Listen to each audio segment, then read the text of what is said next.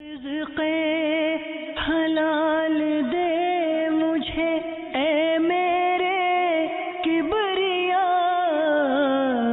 دیتا ہوں تجھ کو آستا تیرے حبیب کا، دیتا ہوں تجھ کو آستا تیرے حبیب کا۔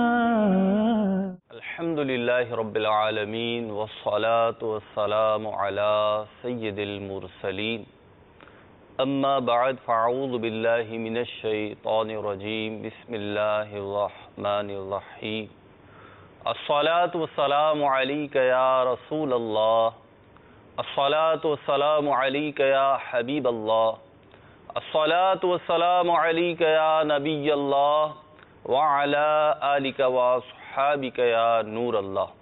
مدنی چینل کے ناظرین، سلسلہ احکام تجارت کے ساتھ حاضر ہیں۔ اس میں آپ کے مالی معاملات، تجارتی معاملات، کاروبار کے حوالے سے آپ کے مسائل اور مشکلات، اشکالات، سوالات انشاءاللہ عز و جل بذریعہ ٹیلی فون کالز اور واٹس اپ ہم شامل سلسلہ کریں گے، اور ہمارے ساتھ ہوں گے مفتی محمد علی اصغر عطاری المدنی، جو آپ کے سوالات کے جوابات ارشاد فرمائیں گے انشاءاللہ عز و جل۔ سلسلے میں ہم آپ کی کال شامل کریں گے، لیکن سب سے پہلے درود پاک کی فضیلت شامل کرتے ہیں۔ نبی کریم رؤوف الرحیم صلی اللہ علیہ وسلم کا فرمان حقیقت بنیاد ہے، تین اشخاص اللہ عز و جل کے عرش کے نیچے ہوں گے جس دن اس کے علاوہ کوئی سایہ نہ ہوگا۔ نمبر ایک، وہ شخص جس نے میرے کسی پریشان امتی کی پریشانی دور کی۔ دوسرا، وہ شخص جس نے میری سنت کو زندہ کیا۔ اور تیسرا، وہ شخص جس نے مجھ پر کثرت سے درود پاک پڑھے۔ صلو علی الحبیب صلی اللہ تعالی علی محمد صلی اللہ تعالی علیہ وسلم، صلاۃ و سلام علیک یا سیدی یا رسول اللہ۔ مفتی صاحب آپ کی طرف آتے ہیں اور آپ سے سوال بھی کر لیتا ہوں، پھر انشاءاللہ عز و جل آپ جیسے آگے بڑھائیں گے ویسے چلتے جائیں گے، کہ ہماری مارکیٹس میں مختلف اشیاء جو فروخت ہوتی ہیں، بالخصوص اجناس ہو گئیں، گندم، چاول وغیرہ، اور اسی طریقے سے ہمارے فروٹ ہو گئے، مختلف موسمیاں ہیں، کنو ہیں، کیلے ہیں، اسی طریقے سے ہماری سبزیاں ہیں، اور پھر خشک میوہ جات ہیں۔ اس میں کیٹیگریز ہوتی ہیں۔ اگر پاکستان کے تناظر میں دیکھیں، دیگر ممالک میں بھی ایسا ہی سننے میں آیا ہے، لیکن پاکستان میں تو ہم نے دیکھا ہے، مشاہدہ ہے کہ اس کی مختلف کیٹیگریز ہوتی ہیں، اور ان کیٹیگریز کے حساب سے پھر ریٹ ہوتے ہیں۔ مثال کے طور پر جو لسٹ آتی ہے، ڈی سی او وغیرہ جاری کرتے ہیں، تو اس میں یہ ہوتا ہے کہ کیلے کو لے لیں مثال کے طور پہ، کہ اس کی اے کیٹیگری کے یہ ریٹ ہیں، بی کیٹیگری کے یہ ریٹ ہیں، اور سی کیٹیگری کے یہ ریٹ ہیں۔ اب ظاہر سی بات ہے، وہ کیٹیگری ڈاکومنٹس میں تو مینشن ہوتی ہے، اگر اس کی تصویر بھی دے دے تو اسے ویسے طے نہیں کر سکتے کہ یہ جو سامنے چیز رکھی ہوئی ہے یہ کون سی کیٹیگری کی ہے۔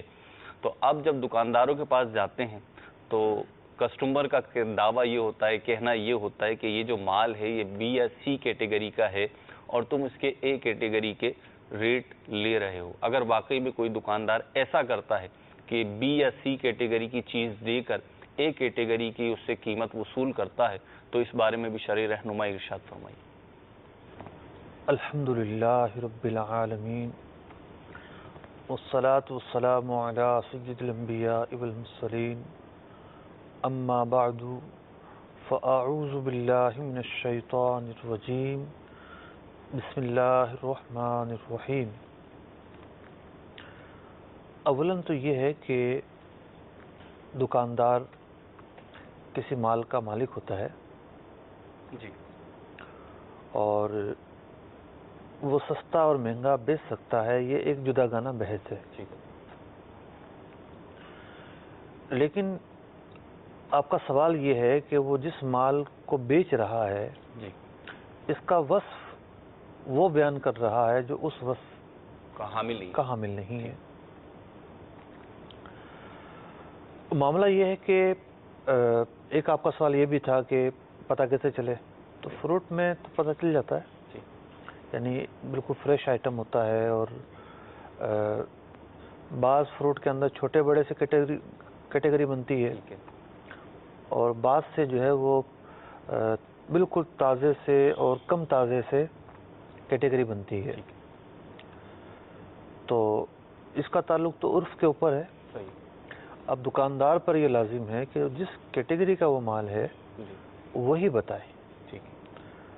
اور باقی یہ رہا کہ حکومتیں جو بنایا کرتی ہیں لسٹ وغیرہ،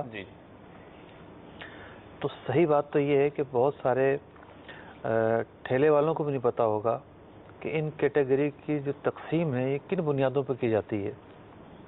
سادہ لوہی بہت زیادہ ہوتی ہے. اتنے پڑھے لکھے لوگ ہوتے وہ تو کوئی اچھی جاب اور نوکری کر رہے ہوتے.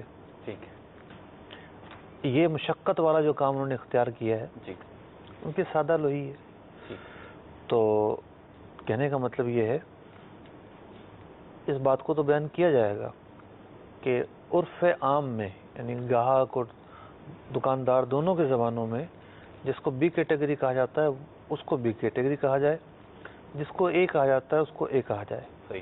اس حد تک کہ تو یہ باہر صورت پابند ہے. ٹھیک ہے مفتی صاحب، ابھی انشاءاللہ جو کال ہماری پروسیس میں ہے، کال لیتے ہیں. ایک پچھلے دنوں ایک ہند سے سوال آیا جو ہم سلسلے میں شامل نہیں کر سکے، یعنی وہ پہلے تو ہمارے سلسلے میں شامل ہوتا رہا ہے، لیکن وہ فون کر کے یہ پوچھا گیا تھا کہ سلسلے میں شامل کر لیں، تو میں اپنی صوابدید کو ابھی اس وقت شامل کر رہا ہوں. ہند کے شہر غالباً بمبئی سے سوال آیا تھا، امین بھائی تھے. تو ان کا سوال یہ تھا کہ پانی کی تجارت کرنا کیسا ہے. ہمارے سلسلے میں یہ 2 4 5 دفعہ شامل ہو چکا ہے، لیکن یہ ابھی 2 3 دن پہلے ہی انہوں نے ہمارے سلسلے کے حوالے سے کیا کہ پانی کی خرید و فروخت کا کیا حکم ہے، کیا کر سکتے ہیں یا نہیں کر سکتے اگر اسے ایک دفعہ رینیو کر دیں تو. پانی جو ہے وہ قابل ملکیت چیز ہے. ٹھیک ہے. اور قابل فروخت چیز بھی ہے. ٹھیک ہے. فقہا نے کتابوں میں لکھا ہے مسئلہ جی کہ ایک شخص جو ہے وہ کسی سفر میں ہے اور پانی نہیں ہے، ٹھیک، تو خرید سکتا ہے تو خرید کر وضو کرے. ٹھیک، یہ مسئلہ ہے. تو پانی کی خرید و فروخت پہلے بھی ہوتی تھی جب یہ مسئلہ لکھا ہوا ہے. جی. اور دوسری بات یہ ہے کہ جو ریگستان ہیں، جو صحرا ہیں، وہاں تو پانی کی بڑی قلت ہوا کرتی تھی. جی. تو اگرچہ کہ پڑھا تو نہیں ہے کہیں کہ وہ لوگ باقاعدہ پانی بیچا کرتے تھے، لیکن کوئی بعید نہیں ہے کہ پانی بکتا ہو. ٹھیک. دوسری بات یہ ہے کہ ہمارے زمانے میں جس طرح کا پانی بک رہا ہوتا ہے تو اس کے ناجائز ہونے پر کسی عالم کا فتویٰ میں نے آج تک نہیں پڑھا اور نہ کوئی عالم ایسا کہے گا. تو جب پانی بھر لیا جاتا ہے، کہیں سے بھی بھرا جائے سوائے اس کے کہ مطلب کہ بھرنے کی اجازت ہو، تو جب وہ بھر لیا جاتا ہے تو نہر سے کسی نے بھر لیا، ملکیت حاصل ہو گئی. واٹر سپلائی سے پانی آ رہا ہے اور کسی نے ٹینک لگایا ہوا ہے، اس میں وہ پانی آ گیا تو اس کو ملکیت حاصل ہو گئی. یا کوئی ٹینکر خرید کر پانی ڈلواتا ہے اپنے تالاب کے اندر، اپنے ٹینک کے اندر، تو اس کو ملکیت حاصل ہوگی اور پانی کا مالک ہے. اب وہ بوتلوں کو میں بھر کے اگر بیچتا ہے تو یہ جائز ہے. لیکن اس مسئلے کی کچھ تفصیل، ڈیٹیل اور شاخیں اور بھی ہیں. وہ یہ ہیں کہ کیا کہہ کر بیچتا ہے، کیا کہہ کر بیچتا ہے. پانی کا بیچنا اور ہے، ٹھیک ہے، اور پانی کو کیا کہہ کر بیچتا ہے، کیا تعریفیں کر کے بیچتا ہے، کیا اس کا نام رکھ کے بیچتا ہے، کیا اوصاف بیان کرتا ہے. کیا اوصاف بیان کرتا ہے. اب ایک ہوتا ہے منرل واٹر اور ایک ہوتا ہے فلٹر واٹر. ٹھیک ہے، دونوں میں فرق ہے. صحیح. اب لوگ فلٹر کو منرل واٹر کہہ کے بیچیں گے تو یہ تو نہیں ہو سکتا. ٹھیک. اور پھر فلٹر بھی کیسا فلٹر کے اپنے پورے جو ہے وہ جو پلانٹ لگتے ہیں، کیا کہتے ہیں اس پلانٹ کو، R O plant. R O plant کہلاتے ہیں. تو آر او پلانٹ کے اپنے ایک اسٹینڈرڈ ہوتے ہیں. صحیح ہے. اور کہ جناب یہ آر او پلانٹ ہے، اس کی یہ خاصیت ہے، یہ اتنے ریشو جو ہے نمکیات اور یہ چیزیں ہٹا کے پانی بالکل لائٹ پانی ہوتا ہے. اس کا ایک قانونی پروسیجر بھی ہے. پھر ہر گھر میں وہ نہیں لگایا جا سکتا. تو یوں اگر کوئی جو ہے وہ صرف پانی ابال کے اور ٹھنڈا کر کے بیچ دے اور کہا یہ فلٹر ہے. ٹھیک. تو یہ تو اس نے پانی کا وہ وصف بیان کیا جس میں پایا نہیں جاتا. ٹھیک. تو فلٹر کہنے سے اس کی قیمت بڑھ جاتی ہے. ٹھیک. تو اس نے وہ کام تو کیا ہی نہیں, وہ خوبی تو اس میں پائی نہیں جاتی. صحیح. تو یہ ایک جداگانہ بحث ہے کہ پانی کو جس نام سے بیچا جا رہا ہے وہ باتیں اس کے اندر پائی جاتی ہیں یا نہیں. اگر نہیں پائی جاتی تو دھوکہ دینا ہوگا. تو پھر پانی ہی کی کیا تخصیص. کوئی بھی ایسی چیز جسے جھوٹ بول کر بیچا جائے, دھوکہ دے کر بیچا جائے, وہ اوصاف بیان کیے جائیں جو اس میں نہیں پائے جاتے, تو اس کا خریدنا, اس کا جو بیچنا ہے وہ ناجائز ہو جائے گا. ٹھیک. تو اسی طریقے سے جو ہمارے جوسز وغیرہ بکتے ہیں اور کہتے ہیں خالی سے اور یہ ہے اور وہ ہے, تو اس پہ بھی یہی حکم آئے گا جو آپ نے ارشاد فرمائی. جوس جو ہے وہ خالص کہنا, ایک چیز تو بڑی واضح ہے نا جی. بازار میں کھلے عام 5 روپے کا گلاس مل رہا ہوتا ہے آم کا جوس. ٹھیک. لاؤڈ اسپیکر بھی لگا ہوتا ہے. ٹھیک. کہ جناب لیتے جائیں, ٹھنڈا ہے اور دل بہار ہے اور یوں ہے اور وہ ہیں, اور کوئی پیے تو واقعی آم کا ذائقہ آتا ہے. صحیح. اب 5 روپے کے اندر کہاں سے ملے گا آم کا جوس؟ 10 روپے بات ہے 5 روپے 10 روپے میں بھی ملنا مشکل ہے. ٹھیک ہے. تو یہ لوگ کیمیکل وغیرہ ملاتے ہیں اور ایسڈس ہوتے ہیں جس سے ذائقہ جو ہے وہ آم کا آتا ہے, ذائقہ نیمبو کا آتا ہے, ذائقہ اور چیزوں کا آتا ہے. ٹھیک. اور وہ بھی پیور بول رہے ہوتے ہیں, خالص بول رہے ہوتے ہیں. تو یہ سب اس طرح کے لوگوں کا بولنا جھوٹ ہوتا ہے. ٹھیک. دوسرا ہوتا ہے ڈبوں کی پیکنگ. ٹھیک. اب ڈبوں کی پیکنگ میں تو جو اسٹینڈرڈ کی کمپنیاں ہوتی ہیں انہوں نے تو لکھا ہوتا ہے کہ ہمارے جوس کے اندر یہ اجزاء شامل ہیں. ٹھیک. اور ایک غالب حصہ جو ہے وہ مطلب کہ جوس کا جو گودا ہے یا جوس کا جو محلول ہے غالب حصہ اس کا ہوتا ہے. ٹھیک. تو اس لیے وہ اس کو پیور کہتی ہیں, لیکن اس کے اندر بھی کچھ نہ کچھ ایسڈ تو لازمی طور پر ہوتے ہیں. لیکن اس میں دھوکے کا پہلو یوں نہیں آئے گا کہ انہوں نے ڈیٹیل لکھ دی ہوتی ہیں کہ جوس کے اندر یہ فلاں فلاں فلاں چیزیں موجود ہیں. تو جب انہوں نے لکھ دی ہیں تو اور پیور بھی لکھ دیا ہے تو وہ کچھ دھوکہ نہیں ہے. پیور لکھنا ان کا ایک غالب اعتبار سے ہوتا ہے. صحیح. ایک سوال اور شامل کریں گے کہ مشترکہ کاروبار ہوتا ہے, یعنی مشترکہ سے میری مراد یہاں پہ فیملی بزنس ہوتا ہے.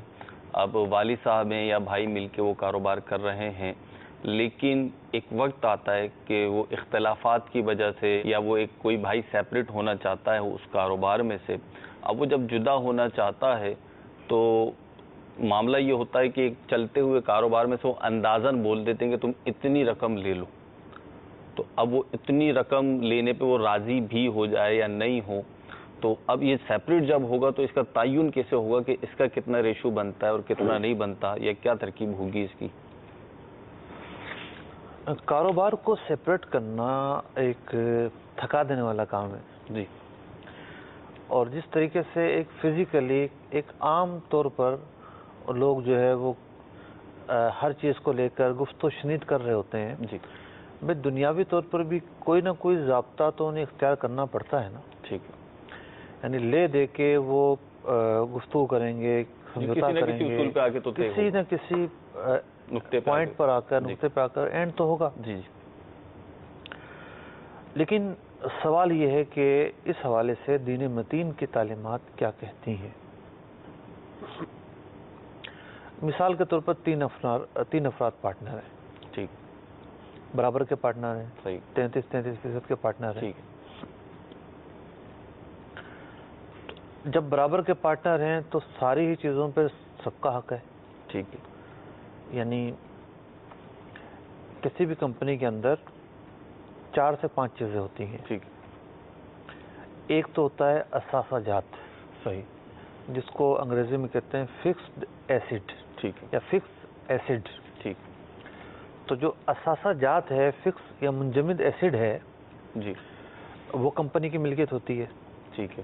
کمپنی کی ملکیت ہونے کا مطلب یہ ہے کہ ان 3 افراد کی ملکیت ہر چیز میں برابر ہے. ٹھیک ہے. مطلب اگر کمپنی کا قلم بھی اٹھائیں گے تو اس قلم کے بھی 3 حصے ہوں گے. ٹھیک ہے. کمپنی سے مراد ایک کاروبار, چاہے وہ دکان کی صورت میں چاہے جیسے کمپنی ہی ہوتی ہے. ایک سے زیادہ افراد آ گئے اور وہ کمپنی ہے. ٹھیک. چاہے اس کو کمپنی کا کوئی نام دے یا نہ دے. جی ہمارے عوام تو اسے وہ دکان وغیرہ کہیں گے. جی تو اب ایک قلم جو ہے جی یہ بھی تینوں افراد کا ہے. ٹھیک ہے. کوئی اور چیز ہے وہ بھی تینوں افراد کی ہے. صحیح. تو ہر چیز کے اندر تمام کے برابر برابر برابر حصے ہوتے ہیں. ٹھیک ہے. تو میں نے عرض کیا کہ ایک تو پہلو یہ ہے کہ فکس ایسڈ جو ہے جی وہ ان کے پاس موجود ہوتا ہے. ٹھیک ہے. دوسرا پہلو یہ ہے کہ اس طرح کی جو کمپنی کا اینڈ ہوگا اس میں کیش ہوگا. ٹھیک ہے.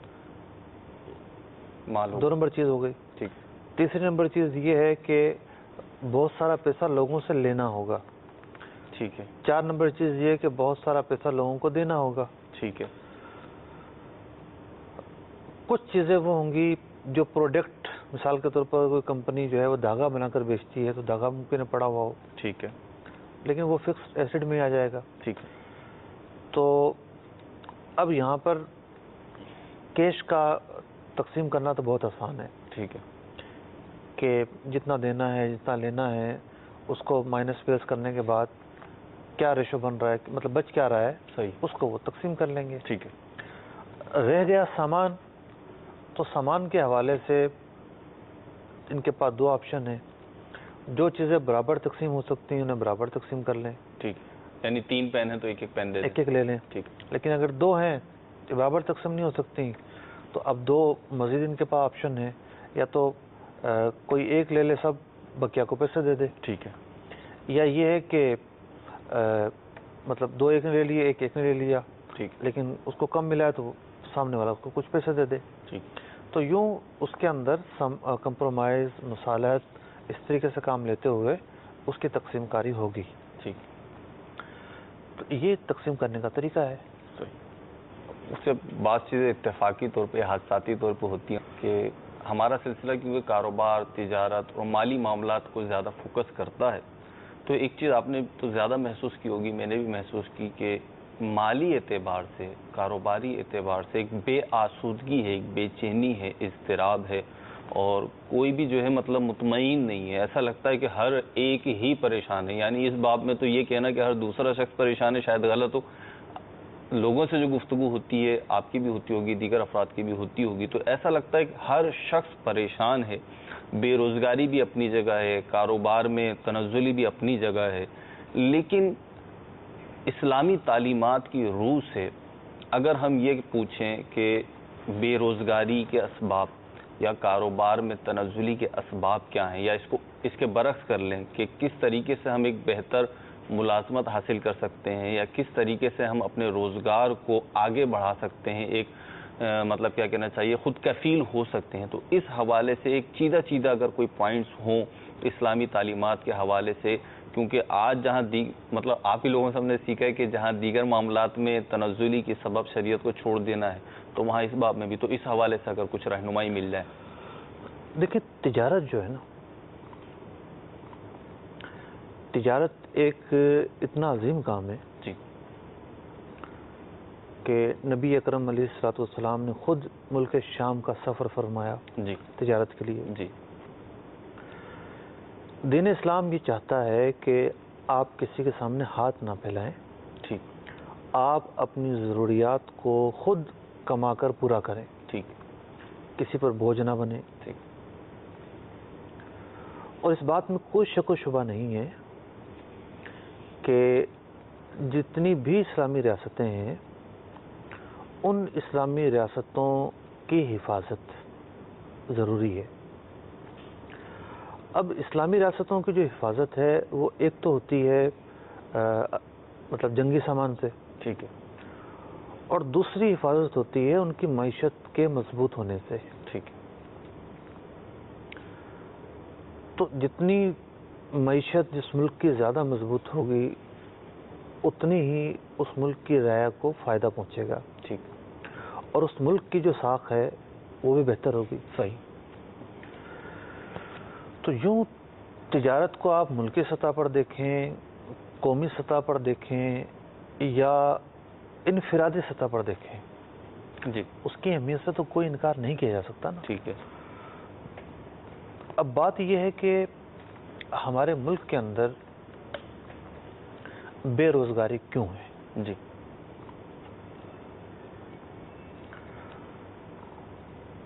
ایک تو بے روزگاری یوں ہے کہ بددیانتی بڑھ گئی ہے اور ہر ایک اپنے میں پڑا ہوا ہے، ٹھیک اور دوسروں کی فکر کرنے کے مواقع لوگوں کو نہیں ملتے۔ ٹھیک اعلیٰ حضرت امام اہل سنت رضی اللہ تعالیٰ عنہ نے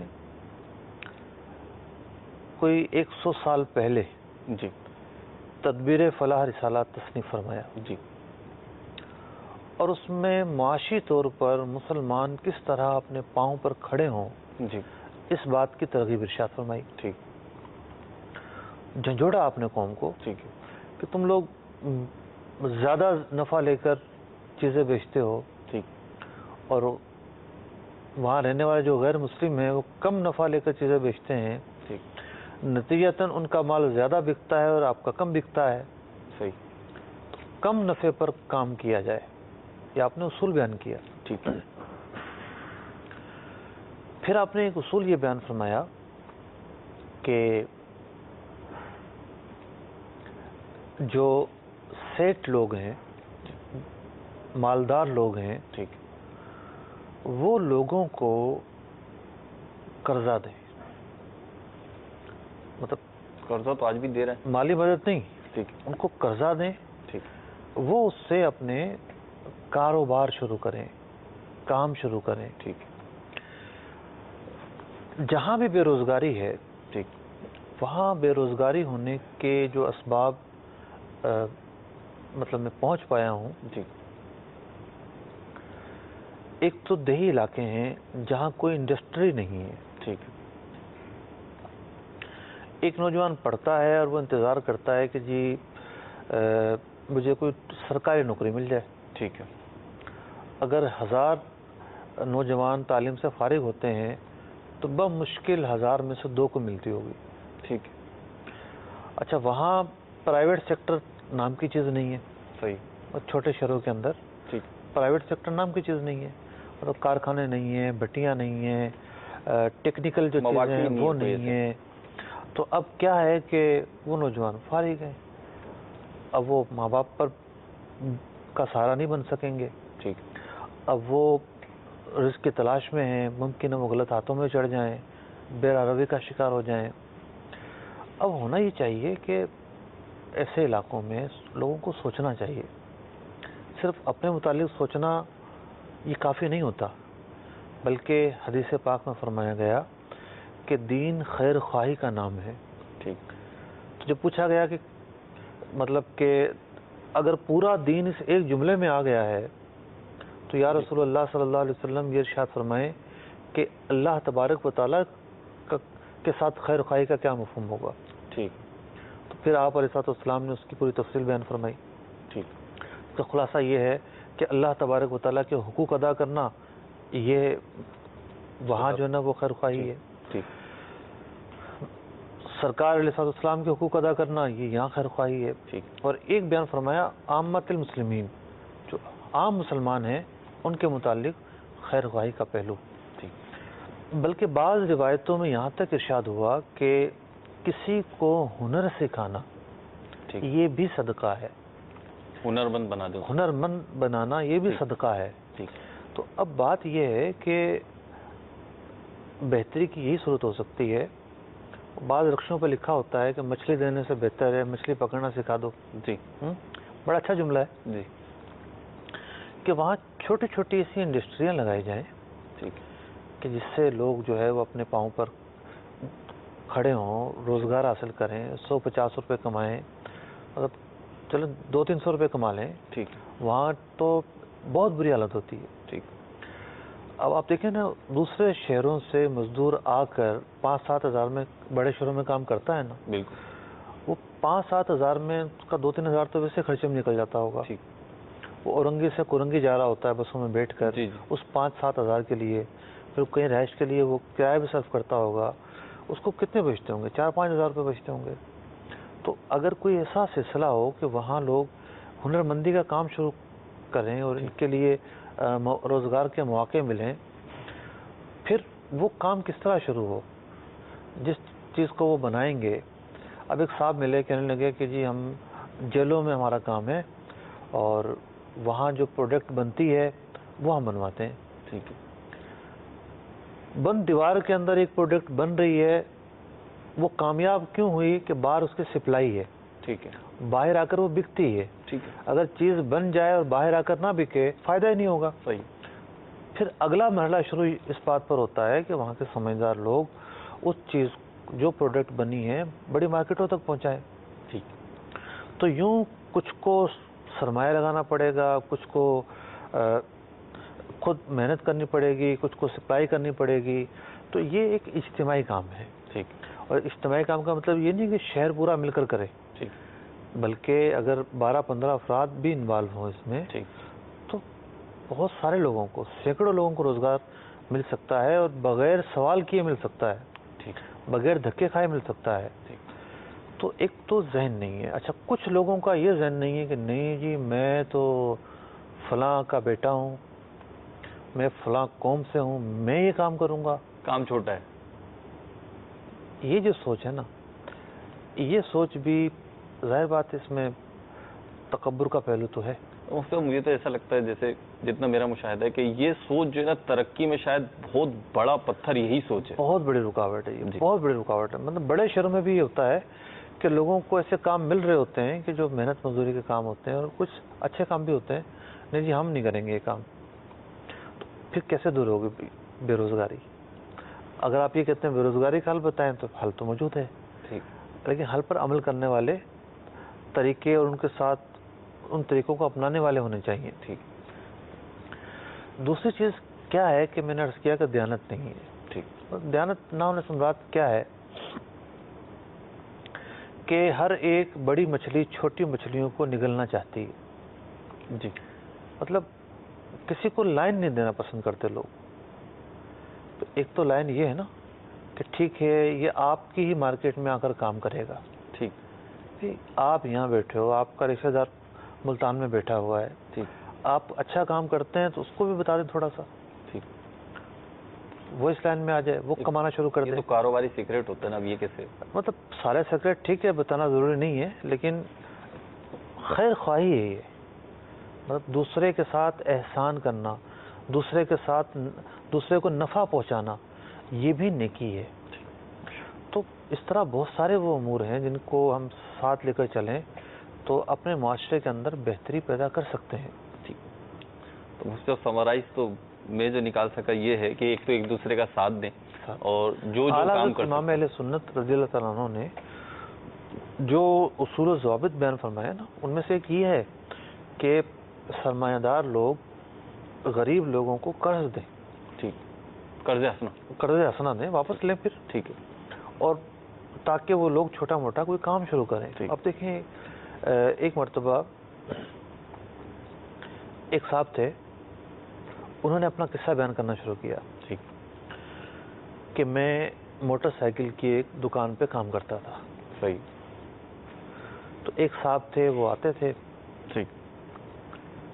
کام کروانے اور ان سے الگ سے کوئی دعا سلام ہوئی. انہوں نے دیکھا ہے تو کاریگر بن گیا ہے، لیکن اس پوزیشن میں گزر بسر بہت مشکل تھی. ٹھیک. اور عام طور پر جو ہے اس طرح کے کاریگروں کو لوگ تنخواہ بہت کم دیتے ہیں، حالانکہ دکان وہی چلا رہے ہوتے ہیں. صحیح. تو ان صاحب نے ان کو 25,000 روپے کوئی 8-10 سال پہلے ادھار دیے کہ بائک میکینک تھا وہ. ٹھیک. آپ اس 25,000 روپے سے جو ٹول وغیرہ آتے ہیں وہ خرید لو. صحیح.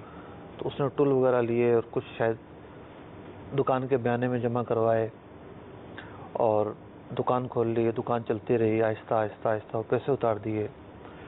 وہ ان کا احسان آج تک نہیں بھولتا. آج وہ شخص خود مطلب استاد ہے، 4 لڑکے اس کے ماتحت کام کرتے ہیں اور وہ اپنے پاؤں پہ کھڑا ہوا ہے. ٹھیک. ایک شخص کی خیر خواہی نے ایک پورا گھرانہ جی خوشحال کر دیا. بالکل. تو یہ اصل میں ہوتا ہے کہ دوسرے کے دکھ کو، دوسرے کے درد کو اپنا دکھ اور اپنا درد سمجھنا، اور یہی اسلام کی تعلیمات ہے. تو کہا گیا نا کہ اسلام جو ہے ایک بنیاد کی طرح ہے، ایک عمارت کی طرح ہے، اس سے ایک اینٹ جس طرح نکلتی ہے تو وہ ایک فرد جو ہے وہ ایک اینٹ ہے اس کی، تو یہ پوری ایک عمارت ہے ہمارا معاشرہ. تو جب ہم دوسرے کے ساتھ خیر خواہی کریں گے تو بہتری ہی بہتری ہوگی انشاءاللہ عز و جل. اللہ کرے یہ باتیں ہمارے دل میں اتر جائیں اور ہم عملی میدان میں بھی ان کو اپنانے لگیں. انشاءاللہ عز و جل اس کی بہاریں پھر ظاہر سی باتیں ظاہر ہوں گی اور ہمارے قرب و جوار سے ظاہر ہونا شروع ہوں گی اور ہمارے معاشرے میں انشاءاللہ عز و جل یہ پھیلنا شروع ہو جائیں گے. مفتی صاحب کچھ کالز آ گئی ہیں تو ایک دو کال سلسلے میں شامل کرتے ہیں. 2 کالز ہمیں ایک ساتھ دے دیجیے گا. میرا سوال یہ ہے کہ میں نے آج سے کچھ 6 ماہ پہلے اپنے ایک دوست کو قرض کی نیت سے 10 لاکھ روپے ادھار دیے. وہ دوست میرا 4 ماہ بعد مجھے پیسے لوٹانے کے لیے آ گیا اور حالانکہ میں نے قرض کے طور پر دیے تھے اور کوئی پرافٹ اس پہ میں نے ڈیسائیڈ نہیں کیا تھا اسے. 4 ماہ بعد وہ مجھے 10 لاکھ روپے دیتا ہے اور ساتھ میں 1 لاکھ روپیہ اپنی مرضی سے مجھے دے رہا ہے. مجھے کہتا ہے بھائی میں نے یہ 10 لاکھ تم سے لے کے ایک کاروبار میں لگائے تھے، گو میرا تمہارے ساتھ کوئی منافع ڈیسائیڈڈ نہیں تھا مگر مجھے اس میں نفع ملا ہے تو میں اپنی خوشی سے تمہیں 1 لاکھ روپیہ دے رہا ہوں. کیا یہ 1 لاکھ روپیہ جو مجھے وہ اوپر دے رہا ہے یہ میرے لیے جائز ہوگا؟ ٹھیک ہے، اس کا جواب لیتے ہیں. کال ساتھ دے دیجیے گا. ساتھ ساتھ چلتے ہیں. جہانگیر اطاری اسلام آباد سے بات کر رہا ہوں. میں نے یہ پوچھنا کہ جو سرکاری مکان جو ہے وہ کرائے پہ دیتے ہیں، اس کا ایک آدھ کمرہ مطلب کو کرائے پہ دے دیتے ہیں، حالانکہ وہ سرکاری رول کے حساب سے وہ کرائے پہ دینا ٹھیک نہیں ہے گورنمنٹ کے رول کے حساب سے، لیکن وہ کرائے پہ دے کے مطلب کہ اس کا ناجائز فائدہ اٹھاتے ہیں، پھر اس کی مطلب کہ وہ کرایہ بھی زیادہ لیتے ہیں، پھر اپنے جو کرایہ دار کو تنگ بھی کرتے ہیں. اس حوالے سے ان کی آمدن جائز ہے یا کہ ناجائز، اور پھر وہ جو کرایہ پہ رہ ہوتا ہے اس کا اس حوالے سے کیا شرعی حکم ہے؟ برائے کرم یہ ارشاد فرما دیں. پہلا سوال تھا، اس کا جواب یہ ہے 10 لاکھ جتنی بڑی رقم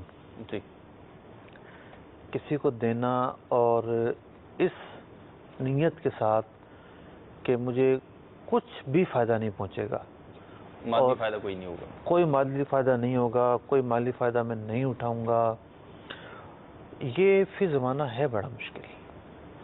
یا تو ایک بندے کو مسئلہ پتہ ہو اور اس نے کہ بھئی مالی فائدہ اٹھاؤں گا تو یہ سود ہو جائے گا، یہ نیت ذہن میں رکھی ہو اور اس کو بول بھی دیا ہو کہ نہیں جی میں سے کوئی فائدہ نہیں اٹھاؤں گا، یہ میں قرض حسنہ کے طور پر دے رہا ہوں، جتنے دیے ہیں اتنے دیجیے گا، بس یہ مہربانی کیجیے گا کہ وقت پر دے دیجیے گا.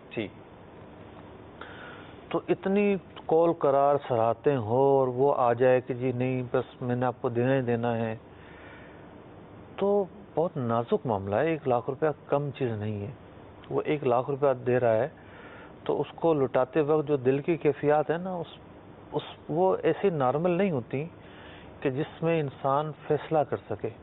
بڑے بڑے پتھر رکھنا بڑی اہم چیز ہوتی ہے کہ جب انسان کا فائدہ ہو رہا ہوتا ہے نا تو وہ اس کے اندر کا جو ایک نفس ہے وہ اسے ایسے جملے ادا کرواتا ہے کہ جو خلاف واقع بھی ہو جاتے ہیں. تو اگر تو واقعتاً ایسا ہی ہے، سراحت کر دی، کوئی فائدہ نہیں ہوگا، 1% کے ہزارویں حصے کا بھی امکان نہیں تھا اور وہ لے آیا اور ضد کر رہا ہے تو سود نہیں کہا جائے گا، نو ڈاؤٹ. لیکن ایسا پایا جانا ہے بڑا مشکل، بہت مشکل ہے. یعنی ایک تو سوال ہے اور دوسرا آپ کا تجربے کی صورت میں آپ کو کچھ اشکالات ہیں موجود، تو اس بنا پہ آپ یہ ارشاد فرما رہے ہیں کہ 1000 میں حصے یعنی 1% کے بھی 1000 میں حصے جتنا بھی شک شبہ نہ ہو تو پھر جائز ہے، ورنہ نہ لیں. جائز بھی کب ہوگا کہ چلو ٹھیک ہے آج اس مرتبہ تو ہو گیا ایسا، ٹھیک ہے، اور یہ سب صورتیں پائی جا رہی تھی جو میں نے بیان کی ہیں، ٹھیک ہے، اگلی دفعہ وہ لے آتا ہے تو پھر تو انڈرسٹوڈ ہو گیا، ٹھیک ہے، پھر یہ بھی ہو جائے، مسائل ہو جائیں گے نا. ٹھیک. تو اس لیے نازک معاملہ ہے یہ. ٹھیک ہے. دوسرا جو سوال تھا ان کا، تو اس کا جواب یہ ہے کہ ظاہر بات ہے وہ چیز انہیں کرائے پہ تو ملی نہیں ہے، ٹھیک ہے، انہیں عاریت کے طور پہ ملی ہے. ٹھیک، ایسا ہی. تو جب ان کو پابند کیا گیا ہے کہ آپ کرائے پہ نہیں دے سکتے، تو اگر پابند نہ بھی کیا گیا ہوتا تب بھی تو عاریت کی چیز ہے نا یہ. جی، وہ ملک میں تو عاریت کی چیز صرف استعمال کرنے کے لیے ہوتی ہے. ٹھیک ہے. عاریت کی چیز آگے دینے کے لیے نہیں ہوتی. ٹھیک، یعنی آگے اس کو نہیں دے سکتے. صحیح. یعنی اگر قانون نہ مثال بھی کے طور پر آپ نے کسی سے جو ہے وہ برتن لیے کہ ہمارے گھر مہمان آ گئے، ٹھیک ہے، ذرا ڈنر سیٹ دے دیں، ٹھیک ہے، انہوں نے دے دیا، ٹھیک. اب آپ نے اٹھا کے کرائے پر دے دیا، تو इसका तो इख्तियार ही नहीं होता आरियत की चीज़ों में, सही, सिर्फ इस्तेमाल करने का था। इस्तेमाल करने के लिए होता है। तो यहाँ जो इस तरह मकान दिए जाते हैं इदारों की तरफ से, वो इदारों की प्रॉपर्टी होती हैं, ठीक है, लेकिन होते हैं आरियत के लिए। ठीक है, बाद औक़ात एग्रीमेंट भी होता है, किराए के मकान लेकर भी दिए जाते हैं। ठीक, तो इदारे जो है ना उनको आरियत नहीं देते हैं। अब ये है कि चूँकि कानून में वैसे ही मना है जी, तो अब तो दूसरी वजह भी हो गई ना, ठीक, उस काम के ना करने की दूसरी वजह भी हो गई, ठीक, यानी एक मजीद वजह पाई गई। एक मजीद वजह पाई गई है, ठीक है, तो हरगिज़ उसको किराए पर नहीं दे सकते। तो सर वैसे तो इस जवाब में भी आ गया है आपका, लेकिन इस तरीके के जो मकानात होते हैं या फ्लैट्स होते हैं, बाज़ औक़ात उसकी फाइल्स होती हैं कुछ कानूनी कंडीशंस के साथ, वो किसी को दी जाती हैं। अब वो क्या मुआहदा होता है वो तो मैंने कभी नहीं देखा, लेकिन वो फाइल जो होती हैं वो आगे भेज दी जाती हैं, उसमें नाम वगैरह किसी का नहीं होता। अच्छा। बस ये है कि जैसे मैं रह रहा हूँ, अब गवर्नमेंट ने मुझे दी है, या जो प्राइवेट सेक्टर भी है तो उसने मुझे दी है रहने के लिए, तो अब मुझे यहाँ रहना नहीं है, फाइल जो है वो मैं आगे किसी को दे देता हूँ। शो ये हो रहा है उस इदारे में कि मैं रह रहा हूँ, लेकिन मैं नहीं रह रहा, बल्कि मैंने किसी और को दे दिया। ये भी किराए की सूरत मैं में जिस एरिया में रहता हूँ वहाँ एक बहुत बड़ी तादाद में जी, किसी हुकूमती इदारे के अफराद इदारे की तरफ से किराए पर रहते हैं। ठीक, मुख्तलिफ लोगों से घर किराए पर लेते हैं और लेने के बाद इदारा पे करता है उन्हें। ठीक, अब वहाँ मैंने क्या देखा है कि लोग क्या करते हैं, मिसाल के तौर पर 20,000 रुपये किराए पर घर हायर करवाया, ठीक, और मार्केट चल रही है 12,000 15,000, यानी एक आम आदमी आकर रहेगा तो 12,000 15,000 रुपये किराया देगा। ठीक है, लेकिन बस सालाना तौर पर ये बढ़ता रहता है। तो अब वो इदारों के अंदर रूल है कि जी इतना फ़ीसद हर साल बढ़ाना है, तो वो फ़ीसद बढ़ गया, मार्केट नीचे है, ठीक है, तो इसलिए उनको एक फैसिलिटी होती है, ठीक है आप 20,000 तक का घर ले लें। ठीक है, अब वो घर वाले से मुआहदा करते हैं ठीक, कि देखें आपको हम 12 के बजाय 14 दे देंगे, ठीक है, लेकिन जो ऊपर के 6,000 रुपये हैं ये आप हमें दोगे। ठीक, तो इदारे से लेंगे 20,000, उसको देंगे 14,000, ठीक, और जेब में रखेंगे 6,000। ठीक, तो ये जो वो रख रहे हैं जेब में, ये माले हराम है, अल्लाह अकबर कबीर। खालिसतन माले हराम है, खयानत का पैसा है, ये धोखे का पैसा है। इन्हें फैसिलिटी दी गई थी कि आप घर किराए पे ले लें। ठीक है, अब जितने का वो घर किराए पे मिला उतने पैसे आप इदारे से वसूल करें, आप एग्रीमेंट उतने ही पैसों का बनाएं। फेक एग्रीमेंट बनाते हैं, 14,000 रुपये किराया है, 20,000 का एग्रीमेंट बनाएंगे, बकिया पैसे मिली भगत से जेब में रख लेंगे। तो ये तो एक खुला खुला नाजायज़ काम है। तो इसमें वही बात मुझे अभी जो आपने इरशाद फरमाई थी कि जब वो माली मनफियत होती है तो दिल की कैफियत बड़ी अजीब होती है। अभी जिन लोगों को 20,000 या 15,000 का किराए पे घर लेने की ऑफ़र की जा रही है, उनकी तनख्वाहें भी कोई कम तो नहीं होंगी। बहरहाल एक कॉल और दे दीजिएगा हमें। अजीम अत्तारी बात कर रहा हूँ, मरकज औलिया लाहौर से। मेरा सवाल अर्ज है कि मैं एक कंपनी के साथ कमीशन बेस पर काम करना चाह रहा हूँ। तो वो लिमिटेड कंपनी है और मेरी शॉप है, मैं उसका रेंट अदा करता हूँ, मैं बुकिंग करता हूँ, पार्सल बुक करता हूँ, और इस शॉप के मेरे तमाम अखराजात मेरी तरफ से हैं, और कंपनी की जिम्मेदारी है कि उस पार्सल को दूसरे शहर में या दूसरे मुल्क में बाहिफाजत पहुँचा दे। उसके तमाम खर्चे कंपनी की तरफ हैं। 35% मुझे कमीशन मिलेगा और 65% कंपनी लेगी। तो इसने मेरी शरई रहनुमाई फरमाए कि मैं किस तरह से उनसे ये मामला तय करूँ जिसमें मैं अल्लाह रब्बुल इज़्ज़त के अहकाम के मुताबिक इस काम को सर अंजाम दूँ। क्या बात है जी, अल्लाह ताला आपका जज्बा कबूल फरमाए। मुफ्ती साहब, कोरियर कंपनी का गालिबन मामला है, कोरियर कंपनी है। अब ये जो भी उसकी फ़ीस होगी उसका 35% ये लेंगे और 65% जो है वो कंपनी को जाएगा। तो दुकान इनकी किराए की क्या फराहम करेंगे? ये सर्विस प्रोवाइड कर रहे हैं ना इन्होंने। सर्विस क्या प्रोवाइड करेंगे? सर्विस ये प्रोवाइड कर रहे हैं, कंपनी के नुमाइंदे बन गए, कंपनी की फ्रेंचाइज इन्होंने ले ली है, इनकी दुकान किराए की है, उसका टोटल जो भी खर्चा है बिजली वगैरह का और दीगर वो ये बर्दाश्त करेंगे। कंपनी ने इन्हें अथॉरिटी दी है कि आप हमारी तरफ से बुकिंग करो। अब ये बुकिंग करेंगे, मिसाल के तौर पर कोई शख्स ये प्याला लेकर आया कि भाई ये हमें फलां शहर में भेजना है, तो ये प्याले के वज़न के हिसाब से या इसके डब्बे वगैरह के हिसाब से कुछ रेट होते हैं, वो तय करेंगे। मिसाल के तौर पर 100 रुपये करार पाए कि इसकी 100 रुपये फ़ीस होगी, तो 100 रुपये में 35% इनको मिलेंगे, यानी 35 रुपये, और 65% कंपनी के होंगे, यानी 65 रुपये। तो इसके हवाले से जा रहे हैं कुछ शरई हमें मिल जाए। ये जो तफसील आप बता रहे हैं, ये तो वाक़तन ऐसा काम है कि जिस पर कमीशन लेना जायज़ है। ठीक।